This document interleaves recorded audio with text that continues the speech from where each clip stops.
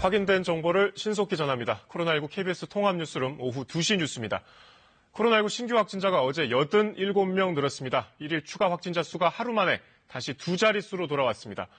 국내 누적 확진자는 8,600여 명, 이 가운데 94명이 숨져서 치명률은 1.09%로 다소 높아졌습니다. 먼저 취재기자 연결해서 확진 현황 정리해보겠습니다.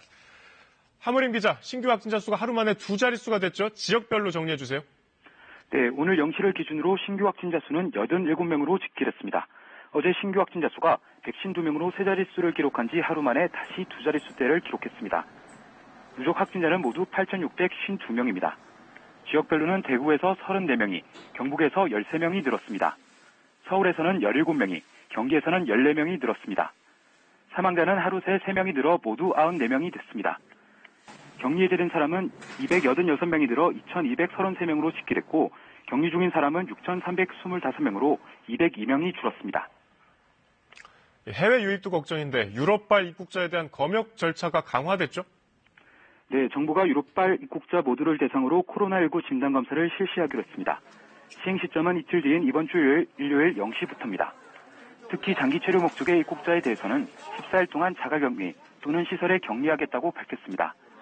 방역당국은 입국 검역 과정에서 발열 확인 등을 통해 증상이 있는 사람과 없는 사람을 구분합니다. 증상이 있는 사람은 검역소 격리시설에서, 증상이 없는 사람은 지정된 임시생활시설로 이동해 진단검사를 실시합니다. 진단검사 결과 양성인 경우 중증도에 따라 병원 또는 생활치료센터로 이송됩니다.